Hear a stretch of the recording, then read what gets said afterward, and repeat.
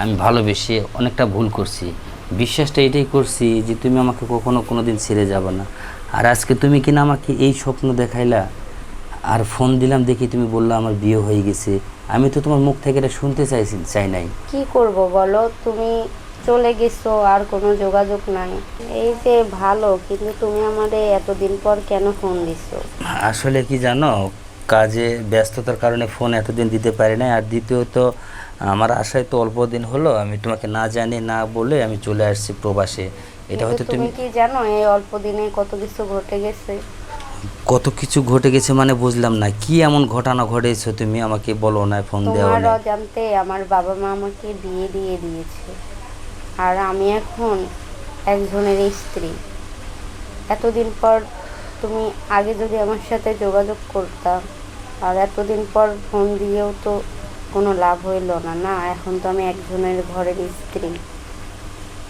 আচ্ছা, তুমি বিয়ে হয়েছো, তুমি আরেকজনের ঘরে বিয়ে হয়েছো? হ্যাঁ। কেন?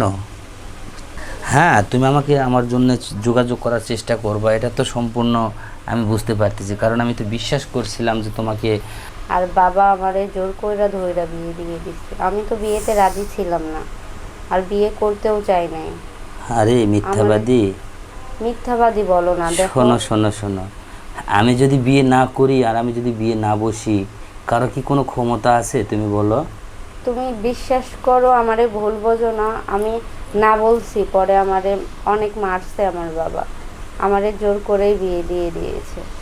এটা তো আমার পক্ষে বিশ্বাস হওয়ার কোনো কথা না, কারণ আমি জানি আমার লাবণী আমাকে কখনো কোনো দিন ভুল বুঝবে না, আর ও কোনো দিন বিয়েও হবে না। আর আজকে তুমি কিনা বলছো এই কথা, আসলে এটা তুমি কি করতেছো বলো? আমি কি কি পাপ করছিলাম তোমার কাছে? তুমি আমার সত্যি ভালোবাসাটা। সত্যি আমার কথা বিশ্বাস করো, আমি আসলে বিয়ে করতে চাই নাই। আর যারে বিয়ে করছি তারে কখনো আমি মন থেকে স্বামী হিসেবে গ্রহণ করতে পারি নাই, কারণ আমার মনে প্রাণে তো তুমি ছিলা। আমি তারে আজও স্বামী হিসেবে মেনে নিতে পারিনি মন থেকে। শোনো, আমি একটা কথা বলি, আজকে তুমি যে কথাটা বলছো তাই না, এটা তো আমি বিশ্বাস করব না, কারণ আমি জানি তুমি এটা এটা কখনো করতে যাবে না।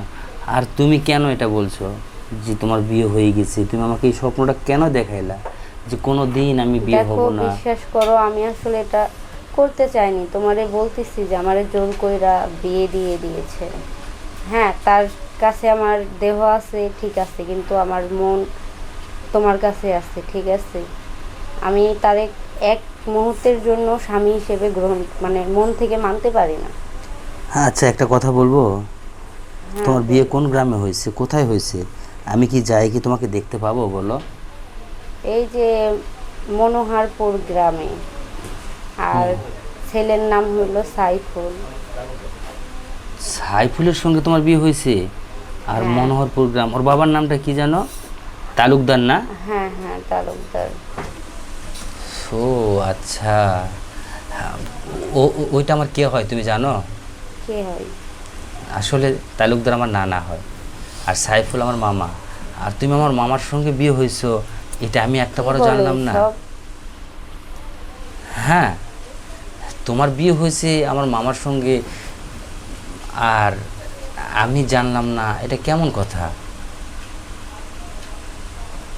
বলো? দেখো, তুমি এই যে চলে গেছো, যোগাযোগ বন্ধ করছো, আমিও আসলে বুঝে উঠতে পারি নাই যে, আমি ভেবে নিয়েছিলাম যে তুমি হয়তো বা কখনো যোগাযোগ করবা না। আর যেহেতু যোগাযোগ বন্ধ করছো, তাহলে হয়তো বা আমার এই একবারেই ভুলে ছেড়ে চলে গেছো।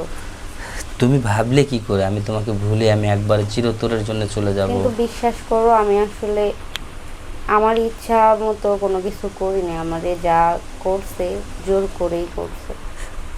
এটা তো তুমি বলবাই, কারণ এখন তোমার বিয়ে হয়ে গেছে না, তুমি এখন মুখ থেকে তোমার যেটা আসবে তুমি সেটাই বলবা। দেখো, তুমি আমারে ভুল বোঝো না। আমি তোমাকে আর ভুল বুঝে কি করব? আমি জানি, আমি জানি দেখি তো আজকে তোমাকে আমার মুখ থেকে কথাটা শুনতে হলো। আচ্ছা যাই হোক, এখন তুমি যদিও তোমাকে তো আর তুমি বলা যাবে না, তাছাড়া আমার মামার স্ত্রী যখন, তাহলে তোমাকে তো আমার মামিই ডাকতে হবে তাই না? না, না, এইরকম ভাবে কথা বললো না। আমি তোমারে ভালোবাসি, আর তুমি আমার ভালোবাসার মানুষ। ভালোবাসার মানুষের মুখে আমি এই কথা সহ্য করতে পারবো না। তুমি আমারে মামি বলবা না। কেমন করে সম্ভব হয় এটা বলো? তুমি মামি ডাকলে আমি এটা সত্যি সহ্য করতে পারবো না। কারণ তাহলে তোমাকে আমি কি বলে ডাকবো? তুমি যে আমার একসময় লাবণী, আমারে জান বলে ডাকতো, সে যদি আমারে মামি ডাকে, এটা কি সহ্য করার মতো? এখন বিধির বিধানে যেটা আছে, যে শাস্ত্রে যার সাথে যেটা বন্ধন আছে সেটা তো হবেই। আর দেখো, তারপরও তোমার মামার সাথে আমার বিয়ে হয়েছে ঠিকই, কিন্তু আমি কিন্তু তারে এখনো স্বামী হিসেবে মেনে নেই নাই, মন থেকে কিন্তু মানতে পারিনি। আমি কিন্তু তোমারই স্বামী হিসেবে গ্রহণ করছিলাম। আচ্ছা ঠিকই আছে, আমি এটা নিয়ে আর বেশি তোমাকে বেশি আমি এক কিছু বলবো না। মুহূর্তের জন্য কিন্তু তোমাকে ভুলে থাকতে পারিনি। হ্যাঁ, এতদিন তোমার সাথে আমার কোনো কন্ট্যাক্ট ছিল না। আচ্ছা যাই হোক, এখন এগুলো নিয়ে তোমাকে আর বিরক্ত করব না।